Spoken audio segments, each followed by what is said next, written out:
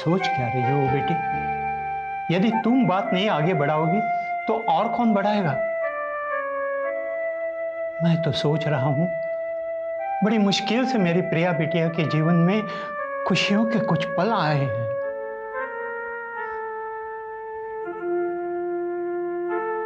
आपका सोचना भी सही कहा। आपने बचपन से मुझे पाला,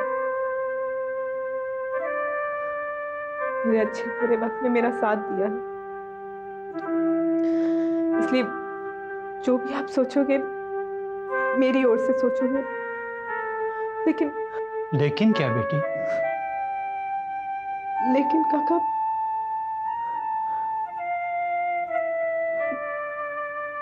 मुझे तो सबकी ओर से सोचना है।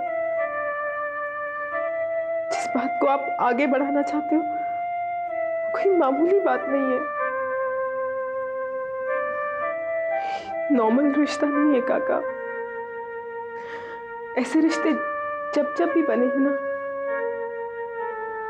लोगों ने उंगलियां उठाई हैं, और मैं नहीं चाहती कि मेरी वजह से प्रकाश और उसके परिवार पर किसी भी किस्म की मुसीबत आए। मैं इसीलिए परेशान हूं। बात आगे बढ़ाने से पहले क्या करूं, क्या नहीं करूं?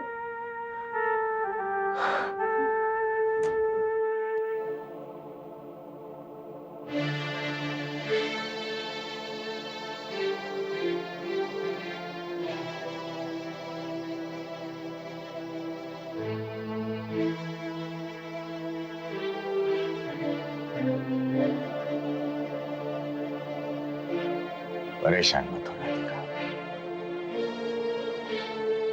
परेशान कैसे नहीं हूं?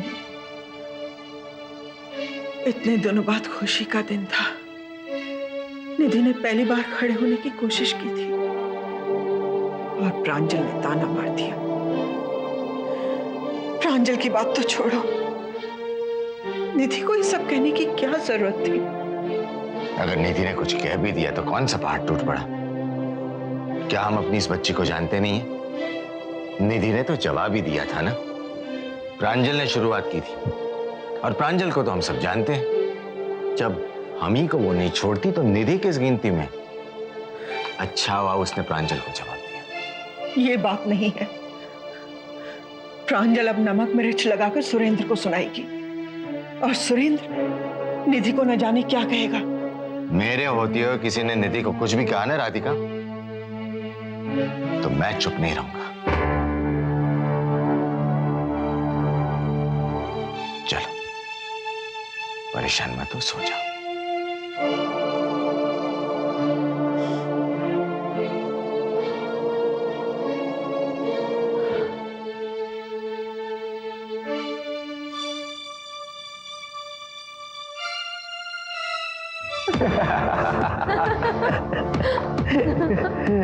अरे ये तो होना ही था। हाँ सुजाता,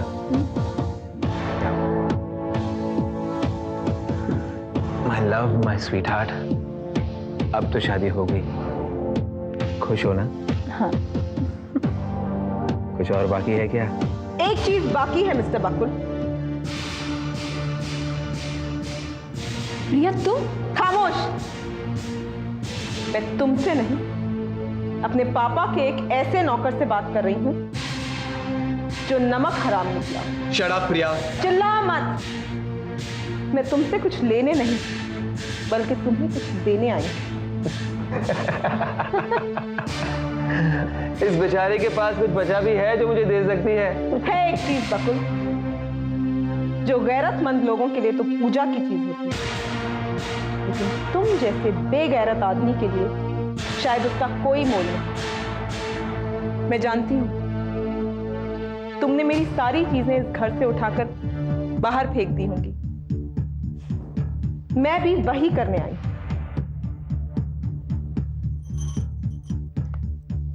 बरसों से एक धागा फांसी का फंदा बनकर मेरे गले से लटका हुआ था। से मैं तुम्हारे मुंह पर मारने आई हूं। मत छुओ उसे। किसी ऐसी पवित्र चीज को हाथ मत लगाओ सुजाता, इसका तुम मतलब भी नहीं जानती। मैं जा रही हूं बकुल। अपने हाथों से सजाए हुए इस घर मंदिर में जब भी तुम्हारा दम निकलेगा ना, एक साथ में, आहिस्ता आहिस्ता।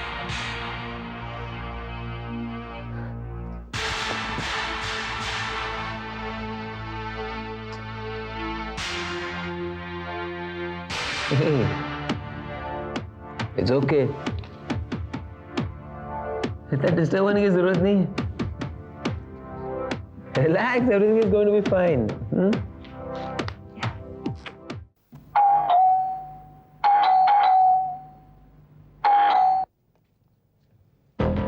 हाँ। प्रिया घर में है, मैं प्रांजल सोमानी। ओह, आइए आइए ना, बैठिए, मैं अभी बुलाता हूँ।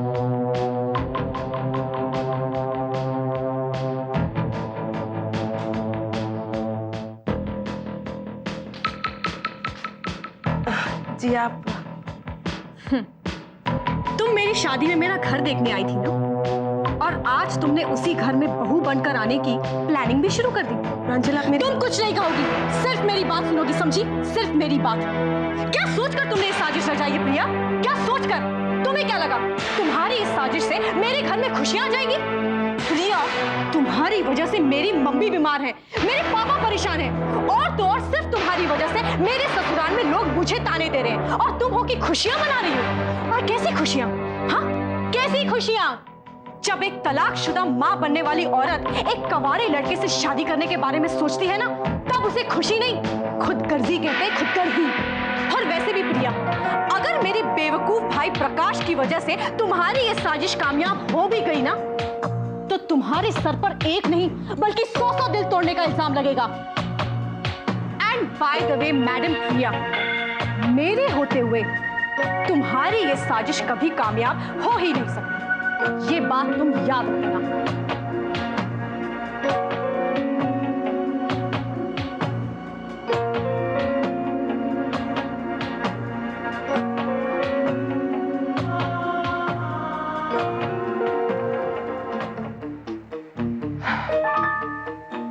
भाई प्रांजू, ये कपड़े वपड़े बाहर निकाल रखे, कहीं जाने का प्रोग्राम है क्या? हाँ सुरेन, मैं कुछ दिन के लिए मामा के घर जा रही हूँ, थोड़ा फ्रेश हो जाऊंगी, और वैसे भी इस घर में अब मेरा दम है। प्रांजू, ये कैसी बातें कर रही हो? और नहीं तो क्या सुरेन, वैसे भी इस घर में सबकी नजरों में मैं बुरी तो थी ही। बची थी मेरी सगी ननद निधि, आज उसने भी मुझे सुना दिया कि मैं खुदगर्ज हूँ। क्या निधि ने? प्रांजू, निधि अभी बच्ची है, हम उसे समझाएंगे, आइंदा से वो ऐसा कुछ नहीं बोलेगी। नहीं सुरेन, ये सुमन के होते हुए पॉसिबल नहीं है, क्योंकि वो तो यही चाहती है ना कि इस घर में सब मुझसे नफरत करें और बस उसकी तारीफ करते रहे। कुछ दिन यहाँ से दूर रहूंगी तो कम से कम मेरी बहन सुखी तो रह पाएगी इस घर में।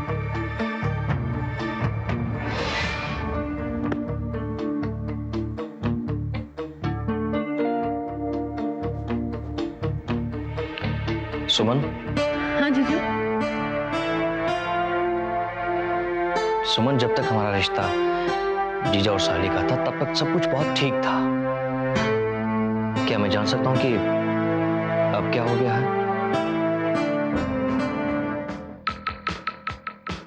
जीजू, मैं कुछ समझी नहीं।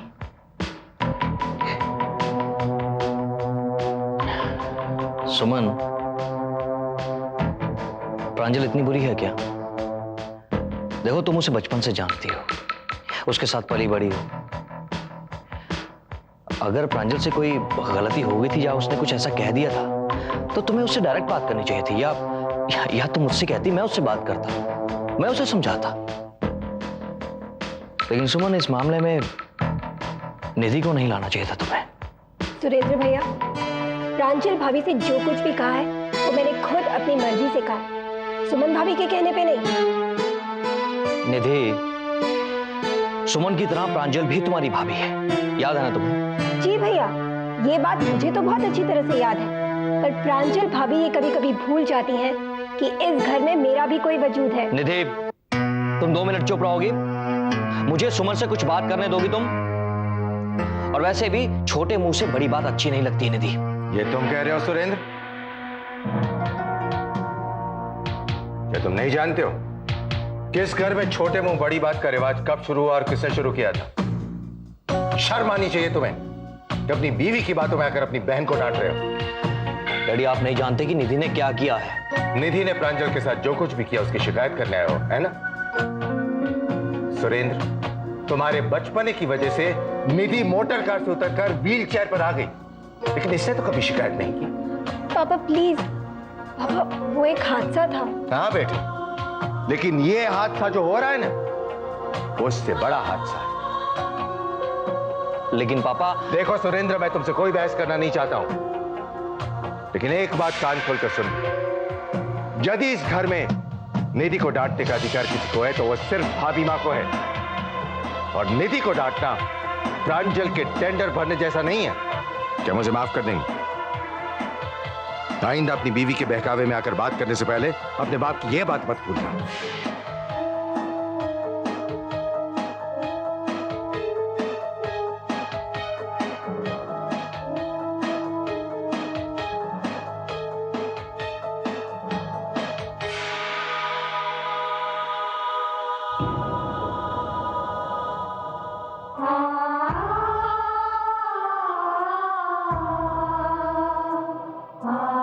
जीजू,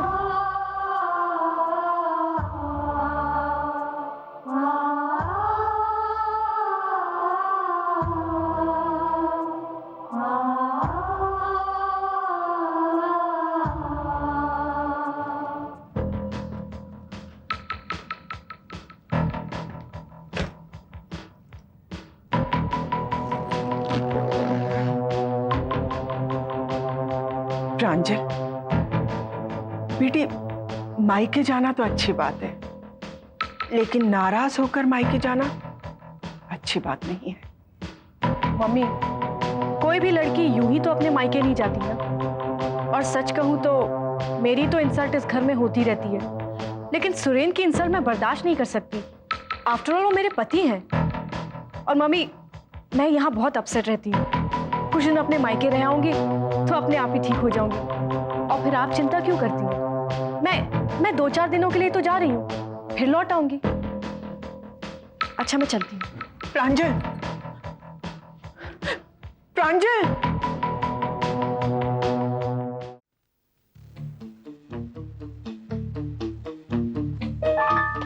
प्रांजल, क्या तुम सचमुच जा रही हो? दीदी, मैं सिर्फ अपना लोकेशन बदल रही हूँ, अपने इरादों को नहीं। ठीक है। अच्छा दीदी, मेरे जाने के बाद ना सब कुछ संभाल लीजिएगा घर में। आप समझ रही हैं ना, मैं आपको फोन करती रहूंगी। तुम चिंता मत करना, मैं यहाँ पर सब कुछ संभालूंगी और फोन पर मैं तुम्हें हर बात बताती भी रहूंगी। Okay? Okay, bye bye, take care too.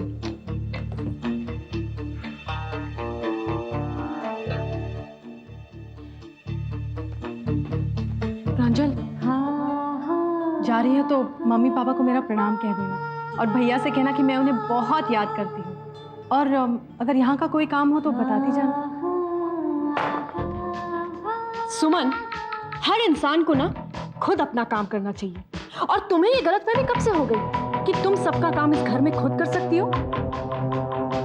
प्रांजल, मैं सिर्फ एक देवरानी के नाते तुमसे पूछ रही थी। मेरे पास ना तुम्हारी ये बकवास सुनने के लिए वक्त नहीं है, मुझे देर हो रही है। देर तो हो चुकी है प्रांजल। I mean, मम्मी को तो तुमने फोन कर ही दिया होगा कि तुम आ रही हो। So what are you waiting for? Go.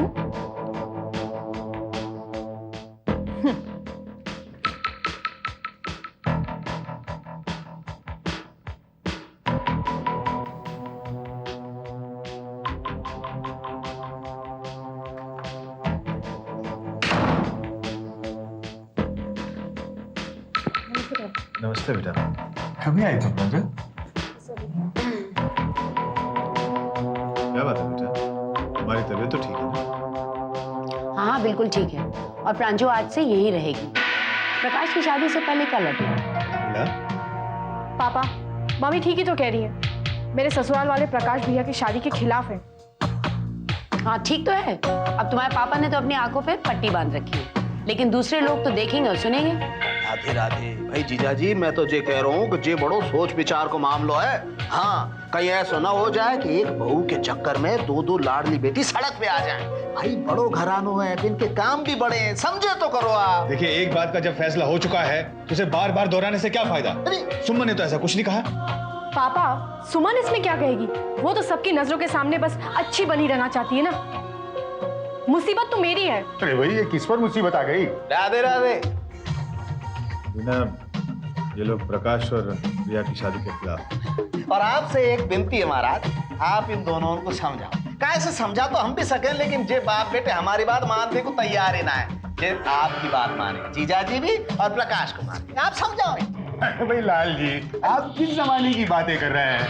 प्रकाश कोई चोरी डाका थोड़ी डाल रहा है, वो तो एक अच्छा काम करने जा रहा है, उस पर तो आपको और खुश होना चाहिए। राधे राधे। महाराज, अगर मेरे खुश होने से समाज को कायदो बदल जाए तो मैं तो ससुरो 24 घंटे खुशी के मारे कूद तो ही फिरूं। पर महाराज, समाज को, बिरादरी को एक कायदो हो बांके बिहारी लाल की कृपा से।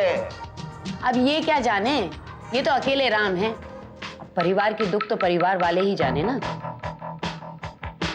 अब भाभी, क्या है कि मेरा तो पूरा परिवार मेरे सामने है और बच्चे मैंने खोए हैं, इसलिए आप सबसे ज्यादा मैं जानता हूँ कि बच्चों की खुशी क्या होती है। मम्मी, मैं क्या यहाँ पर सबकी कहानियां सुनने आई हूँ? अरे मेरी आदत तुम्हारे पापा की तरह नहीं है। मुझे फैसला चाहिए अभी और इसी वक्त। बोलो। ये क्या बोले? मैं बोलता हूँ।